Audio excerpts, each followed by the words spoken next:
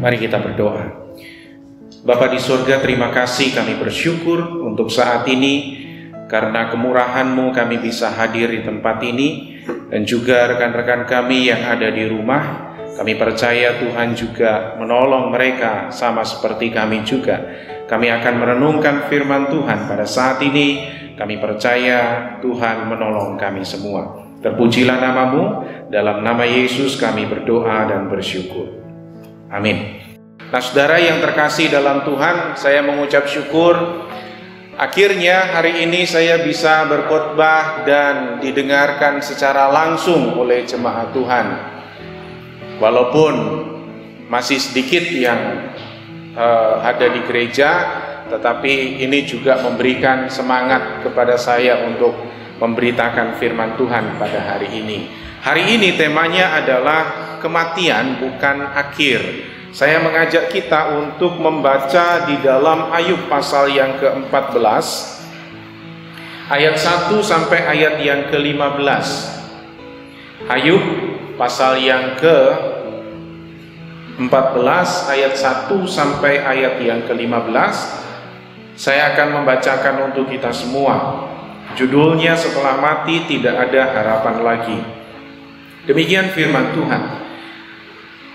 Manusia yang lahir dari perempuan singkat umurnya dan penuh kegelisahan. Seperti bunga ia berkembang lalu layu. Seperti bayang-bayang ia hilang, lenyap dan tidak dapat bertahan. Masakan engkau menunjukkan pandanganmu kepada orang seperti itu dan menghadapkan kepadamu untuk diadili? Siapa dapat mendatangkan yang tahir dari yang najis? Seorang pun tidak. Jikalau hari-harinya sudah pasti dan jumlah bulannya sudah tentu padamu, dan batas-batasnya sudah kau tetapkan, sehingga tidak dapat dilangkahinya, hendaklah kau alihkan pandanganmu daripadanya agar ia beristirahat, sehingga ia seperti orang upahan dapat menikmati harinya. Karena bagi pohon masih ada harapan, apabila ditebang ia bertunas kembali dan tunasnya tidak berhenti tumbuh. Apabila akarnya menjadi tua di dalam tanah dan tunggulnya mati di dalam debu, maka bersemilah ia setelah diciumnya air, dan dikeluarkannya lah ranting seperti semai. Tetapi bila manusia mati, maka tidak berdayalah ia. Bila orang binasa, di manakah ia? Seperti air menguap dari dalam tasik, dan sungai surut dan menjadi kering. Demikian juga manusia berbaring dan tidak bangkit lagi.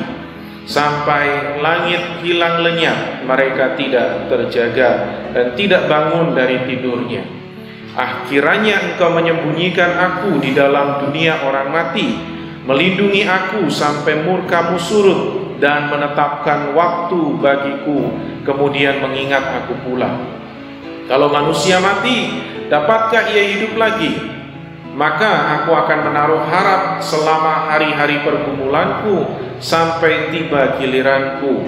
Maka engkau akan memanggil, dan aku pun akan menyaut. Engkau akan rindu kepada buatan tanganmu. Saudara yang terkasih dalam Tuhan, kematian adalah sesuatu yang dekat dengan kita, dan kematian itu masih menjadi misteri, sesuatu yang sangat rahasia, karena kita sendiri belum pernah mengalami hal itu, tetapi orang akan mengalami semua. Di dalam Alkitab dicatat bahwa ada orang-orang yang mati kemudian dibangkitkan kembali. Paling tidak ada sekitar 7 orang yang pernah mati kemudian dibangkitkan kembali. Ada beberapa contohnya. Nabi Elia, dia pernah membangkitkan anak janda di Sarfat, dan akhirnya anak itu bangkit. Lalu ada Nabi Elisa, dia juga pernah membangkitkan anak perempuan Sunan. Kemudian di dalam Perjanjian Baru, Tuhan Yesus pernah membangkitkan beberapa orang. Dia pernah membangkitkan anak Yairus, dia juga pernah membangkitkan anak janda di Nain, dan juga dia pernah membangkitkan Lazarus. Jadi ada beberapa yang dibangkitkan, ada 3 yang dibangkitkan oleh Yesus. Kemudian rasul-rasul juga demikian. Rasul Petrus pernah membangkitkan Tabita atau Dorcas, lalu kemudian Rasul Paulus juga pernah membangkitkan seseorang yang bernama Eutikus yang dia jatuh dari jendela karena dia mendengarkan firman yang disampaikan oleh Paulus pada waktu itu, sehingga dia terjatuh di sana. Tapi orang-orang yang dibangkitkan semuanya itu pada akhirnya mereka juga akan mati. Ada 2 orang yang tidak mengalami kematian yang diceritakan di dalam Alkitab. Yang pertama adalah Henokh. Henokh, dia hidup bergaul dengan Tuhan, lalu kemudian Tuhan membawa dia. Jadi dia tidak mengalami kematian. Yang kedua adalah Elia. Elia dijemput dan dia juga tidak mengalami kematian. Tetapi Elia itulah yang di dalam firman Tuhan itu yang menjadi Yohanes Pembaptis. Karena itu Tuhan Yesus berkata demikian, kalau engkau percaya Yohanes Pembaptis itu dialah Elia yang dijanjikan yang akan datang itu. Tapi Yohanes Pembaptis akhirnya dipenggal oleh Herodes melalui anaknya, karena Herodes sudah berjanji kepada anaknya, apa saja yang kamu minta maka akan diberikan. Dan ternyata anak itu meminta karena dipengaruhi oleh mamanya Herodias, maka akhirnya dia minta kepala Yohanes Pembaptis. Nah, Bapak Ibu Saudara yang terkasih dalam Tuhan, inilah kematian yang banyak orang takut dengan kematian. Karena ada beberapa cara manusia atau ada beberapa hal yang dilakukan oleh manusia ketika menghadapi kematian ini. Ada orang yang mengatakan bahwa kematian itu sesuatu yang sangat mengerikan. Ini bagi orang-orang yang tidak mengetahui apa yang akan terjadi sesudah kematian. Nah, ini yang membuat orang ngeri dengan kematian. Karena mereka tidak tahu setelah kematian itu dia akan pergi kemana. Karena itu banyak orang melakukan segala sesuatu untuk bisa hidup lebih lama. Bukan hanya itu, bahkan untuk menjadi tua pun manusia itu takut. Makanya ada perawatan anti-aging. Anti-aging itu penuaan dini, supaya kita itu nggak kelihatan tua. Seandainya rambut saya ini sudah banyak putihnya, kalau saya mau supaya saya tidak terlihat tua, maka saya akan semir lagi. Cuman kalau semirnya hitam kan biasa aja, siapa tahu saya bisa semir merah-merah sedikit. Tapi apakah itu nanti orang-orang akan berkata bagaimana? Masa Pak Edi funky and cool gitu kan? Nggak keren juga.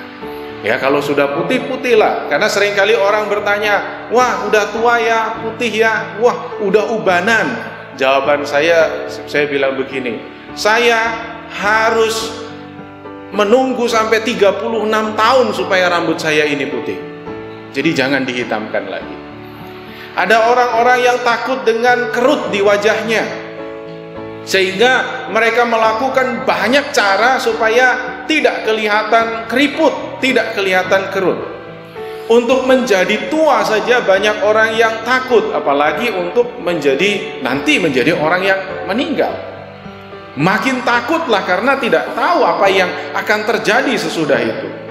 Tapi orang-orang yang pernah mendengar bahwa setelah kematian itu ada 2 tempat, yaitu sorga dan neraka, maka kematian itu bisa membuat takut, juga bisa membuat senang. Orang-orang yang tahu, yakin bahwa setelah kematian itu ada sorga dan ada neraka, maka mereka akan ketakutan karena hal itu. Mereka ketakutan biasanya melihat kehidupan mereka, kok hidup saya penuh dengan berdosa, hidup saya penuh dengan kesalahan, kira-kira saya nanti masuk surga atau masuk neraka. Itu yang membuat orang itu menjadi ketakutan, sehingga khotbah-khotbah atau pengajaran mengenai neraka, mengenai kematian, itu justru membuat dia itu semakin ketakutan. Saya nanti kira-kira masuknya di mana? Bapak Ibu Saudara, kalau kita ketakutan seperti itu, maka jelas kita sendiri tidak yakin dengan hidup kita, tidak yakin dengan iman kita. Padahal kita sebagai orang Kristen, sebagai orang yang percaya kepada Tuhan, kita sudah mendapat jaminan untuk mendapatkan kehidupan yang kekal di sorga. Nah, pertanyaannya, sorga yang mana? Bapak Ibu Saudara, ada banyak sorga yang dikenal oleh orang. Ada sorga yang kita itu harus berjalan cukup lama untuk mencapai ke sorga itu, sehingga masih perlu dikirim sama orang yang ada di dunia. Masih dikirim uang lah, masih dikirim baju dan lain sebagainya. Itu adalah sorga yang mereka percayai. Sorga itu harus ada perjalanan yang jauh sampai ke sana. Lalu kemudian ada juga yang mengatakan bahwa sorga itu hanya penuh dengan kenikmatan yang sama seperti kenikmatan di dunia. Maka anggapan mereka sorga itu ya seperti ketika mereka menikmati segala sesuatu di dunia. Tapi bagaimana kita sebagai orang Kristen, orang percaya? Apa pikiran kita tentang sorga? Bagi saya secara pribadi, sorga itu sederhana. Surga adalah di mana tempat Bapa bertahta, di mana tempat Yesus berada. Sudah cukup itu. Yang lain-lainnya, apakah nanti itu dalam bentuk rumah atau dalam bentuk taman, atau di sana ada batu-batuan yang sangat mahal, berlian dan lain sebagainya, bagi saya itu bukan sesuatu yang penting dan terutama. Tetapi yang paling utama adalah di mana Yesus berada, seharusnya setelah kematian saya juga berada di situ. Nah, itu bagaimana kita berpikir supaya sorga itu adalah ya sederhana, tidak terlalu rumit. Dan keinginan kita sebagai orang Kristen, bukankah kita berkumpul bersama dengan Yesus dan orang-orang percaya lainnya. Jadi dengan cara seperti ini kita tidak ketakutan lagi, karena ada jaminan itu. Lalu ada juga orang yang takut kematian, bukan takut karena adanya neraka, tetapi ada orang yang takut kematian karena takut meninggalkan dunia ini. Jadi bukan takut neraka, tetapi takut mereka itu meninggalkan dunia ini. Kenapa? Orang-orang seperti ini adalah orang-orang yang sudah nyaman dengan hidupnya di dunia. Orang-orang yang sudah kaya raya, orang-orang yang mungkin tidak terlalu banyak mengalami tekanan hidup di dalam dunia ini. Sehingga mereka merasa, saya sudah nyaman di dunia ini, ngapain saya mati? Saya mau melakukan apa saja saya bisa, ngapain saya mati? Jadi dia ketakutan meninggalkan itu semua. Yang dipikirkan adalah hartanya. Nah, makanya itu Yesus berkata, di mana hartamu berada, di situ hatimu berada. Jadi ketika orang-orang itu tahu dia punya harta yang banyak, dia susah untuk meninggalkan hartanya. Seandainya dia memang harus meninggalkan itu semua, dia akan berpikir bagaimana dia meninggalkan itu kepada anak-anaknya. Nah, itu menjadi ketakutan tersendiri karena dia sudah merasa nyaman dengan hidupnya yang ada di dunia. Kemudian yang ketiga, sebagian yang lain dia tidak takut dengan kematian, tetapi dia akan sangat sedih ketika orang-orang yang terdekat dengan dia itu mengalami kematian. Bapak Ibu Saudara yang terkasih dalam Tuhan, kadar atau besar kecilnya kesedihan kita karena ditinggalkan oleh orang itu tergantung dari kenangan kita selama hidup. Makin kita dekat dengan dia, makin kita sedih karena ditinggalkan oleh dia. Makin jauh kita dengan dia, maka kita tidak akan terlalu sedih ditinggalkan. Makanya kita akan mudah untuk berkata turut berduka cita ya, tapi habis itu kita ketawa-ketawa gitu. Karena apa? Kita nggak terlalu banyak punya kenangan dengan dia. Tetapi kalau kita punya banyak kenangan, sangat dekat dengan dia, bahkan mungkin itu adalah satu-satunya orang yang sangat kita hargai dan sangat berharga di dalam dunia ini, maka kita sepertinya merasa bahwa hidup ini sudah nggak bisa jalan lagi karena sudah nggak ada dia. Ada putus asa di sana. Ada orang-orang yang mengalami kesedihan. Dia tidak takut dengan kematian, tetapi dia sedih ketika ditinggalkan oleh orang-orang yang dia kasih. Tetapi kalau orang-orang yang kita kasih adalah orang-orang yang sudah percaya kepada Yesus, maka ada penghiburan bahwa di dalam 1 Tesalonika pasal 4 ayat 16 sampai ayat yang ke-18, orang-orang yang percaya kepada Yesus akan dikumpulkan bersama-sama di dalam kerajaan yang akan datang. Nah, orang yang mempunyai kehidupan di dunia bahagia, orang yang rumah tangganya bahagia, orang yang kehidupannya dipenuhi dengan sukacita, maka mereka akan merasakan sangat sedih ketika dia harus ditinggalkan oleh orang yang sangat dikasih. Perlu beberapa hari, mungkin beberapa minggu, bahkan bulan untuk bisa dia kembali melakukan kehidupannya sehari-hari. Nah, itu tidak mudah, tetapi Tuhan memberikan penghiburan. Tetapi ada juga orang lain yang mereka itu tidak takut mati. Bahkan mereka mengharapkan cepat mati. Nah, ada juga orang yang seperti itu. Jadi dia nggak takut dengan kematian, tapi mereka tuh cepat-cepat pengen, ya Tuhan, cepatlah saya ini dipanggil. Nah, orang-orang seperti ini biasanya adalah orang-orang yang punya masalah yang sangat berat di dalam dunia ini. Mungkin dia punya banyak utang, atau dia bangkrut dalam sekejap, atau dia ditinggalkan oleh orang yang dikasihinya. Nah, orang-orang seperti ini sangat berbahaya. Karena apa? Dia pengen cepat mati sebelum waktunya. Nah, itu bisa melakukan bunuh diri kalau seperti itu. Nah, kita sebagai orang percaya jangan sampai seperti itu. Apapun yang terjadi dalam hidup kita, jangan sampai kita melakukan hal itu. Ini orang-orang yang penuh dengan masalah yang mungkin buat dia susah diatasi. Ini orang-orang yang pengen merasakan atau mereka itu menganggapnya bahwa kalau dia mati selesai semua urusannya. Padahal enggak. Kematian itu bukan akhir dari segalanya. Justru bisa menimbulkan masalah yang baru lagi yang kita sendiri belum tahu karena itu misteri. Lalu orang-orang seperti apa yang cepat pengen meninggal? Biasanya adalah orang-orang yang dia usianya sudah tua dan teman-teman sebayanya sudah nggak ada lagi. Nah, dia kan sendirian jadinya. Dia biasanya mengingat, waduh si dia udah meninggal. Padahal itu dulu teman main saya. Itu teman SMA saya. Sudah nggak punya teman lagi dia di dunia. Karena kalau dia mau berteman dengan anaknya, anaknya sudah sibuk. Berteman dengan cucunya, cucunya lebih sibuk lagi. Sibuk dengan HP mungkin. Jadi dia sudah tua, dia dicuekin. Maka saya pernah berkata sama anak saya, daripada nanti saya merepotkan, bagus saya di panti jompo aja. Kenapa? Paling tidak masih ada teman seusia. Daripada saya ditinggal di rumah, nonton TV, itu tak itu lagi, bolak-balik begitu. Masuk ke kamar, keluar lagi, ke dapur lagi, ke halaman, masuk lagi, begitu aja.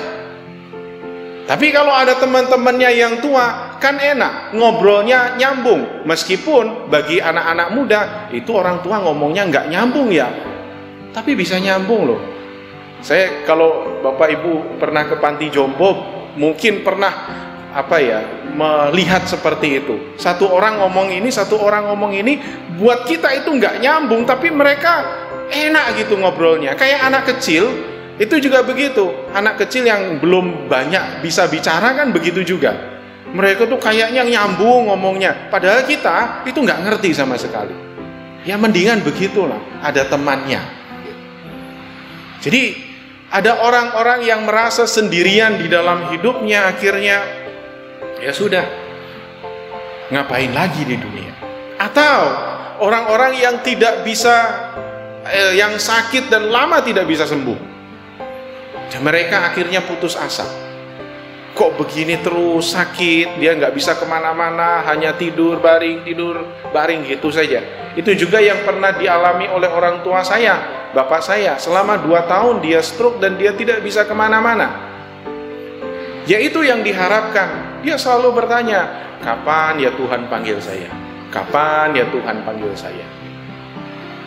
Nah itu, dia berpikir untuk itu, supaya cepat mengakhiri penderitaannya. Nah, dan kalau seandainya kita hanya berharap supaya Tuhan panggil, itu tidak masalah. Tapi jangan sampai kita mengakhiri hidup kita.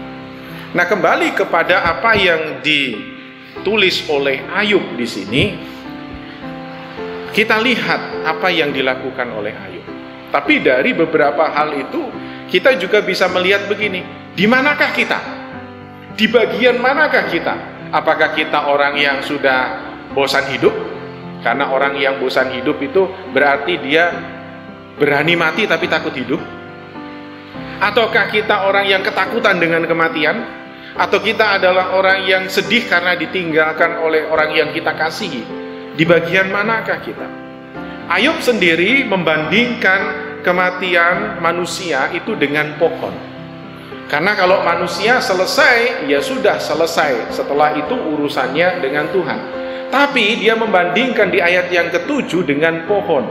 Kalau pohon itu masih ada harapan. Dia katakan apabila ditebang, dia masih bisa bertunas kembali. Dan tunasnya tidak bisa berhenti bertumbuh. Lalu apabila akarnya sudah tua di dalam tanah, lalu tunggulnya mati di dalam debu, akhirnya dia pun bisa bersemi setelah ada air. Lalu kemudian keluarlah ranting seperti semai. Jadi kalau pohon-pohonan itu selalu beregenerasi, tetapi manusia enggak. Ya udah selesai. Kita enggak bisa lalu meninggal lalu jadi anak kecil lagi, kan enggak bisa. Enggak bisa bertumbuh dan tidak bisa bertunas balik seperti semula, itu enggak bisa. Selesai meninggal ya meninggal, mati ya busuk, karena memang sudah tidak ada jiwa, sudah tidak ada nyawanya lagi. Nah memang pada saat itu yang dialami oleh Ayub itu sangat berat. Bahkan mungkin lebih berat dari kita. Jelas sangat berat karena dia ditimpa kemalangan dalam waktu yang sangat cepat. Jadi timpa kemalangan itu, dia bahkan bukan hanya harta bendanya yang hilang, tetapi orang-orang yang dikasihinya pun ikut hilang. Lalu dia berdoa kepada Tuhan supaya kematiannya segera terjadi. Nah itu yang diinginkan oleh Ayub. Nah seandainya Tuhan mengabulkan permintaannya supaya Ayub mati, maka dia tidak akan pernah mengalami keajaiban Tuhan. Dia tidak akan pernah mengalami bagaimana mendapatkan berkali lipat apa yang sudah dia yang hilang daripadanya. Ya demikian juga kita. Kalau memang kita belum waktunya dipanggil oleh Tuhan, maka bekerjalah sebaik-baiknya dengan sesungguh-sungguhnya. Dan kita bisa memberikan banyak teladan bagi banyak orang. Sehingga kehidupan kita adalah kehidupan yang berguna.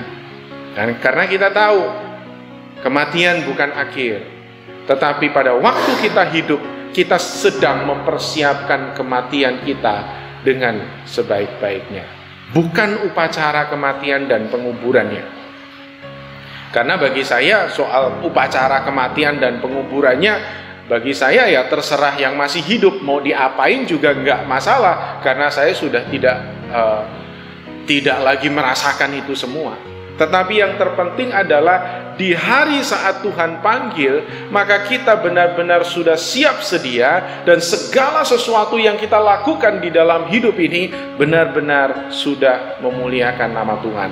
Kalau kita sungguh-sungguh percaya kepada Tuhan, maka kematian itu bukan akhir, tetapi awal dari kebahagiaan dan sukacita yang kekal untuk selama-lamanya. Tetapi kalau kita tidak percaya kepada Tuhan dengan sungguh-sungguh, maka kematian itu juga bukan akhir, tetapi kematian itu adalah awal dari penderitaan untuk selama-lamanya. Tergantung mana kita yang pilih. Tuhan tidak pernah memaksa kita untuk kita percaya kepadanya. Tetapi percaya kepada Yesus dari hati yang paling dalam, itulah yang menyukakan Tuhan. Lalu kehidupan kita diwarnai dengan banyak bukti-bukti pertobatan. Dengan cara seperti itulah kita memuliakan Bapa di surga.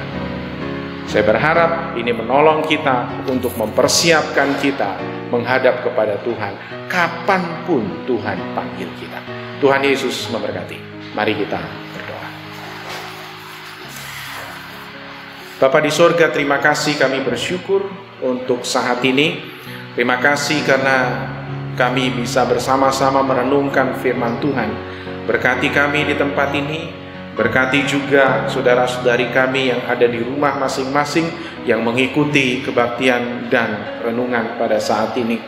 Tuhan menolong, menyertai dan memberkati jemaat-jemaat yang saat ini sedang lemah imannya. Tuhan memberikan kekuatan, mungkin karena dipengaruhi oleh pandemi ini, sehingga banyak jemaat yang tidak bisa melakukan banyak hal. Tuhan menolong mereka. Demikian juga yang sedang sakit, mengalami kelemahan tubuh, Tuhan juga memberikan kekuatan dan kesembuhan kepada mereka.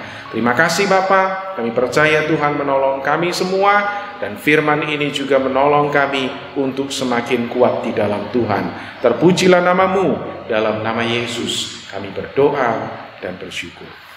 Amin. Tuhan Yesus memberkati.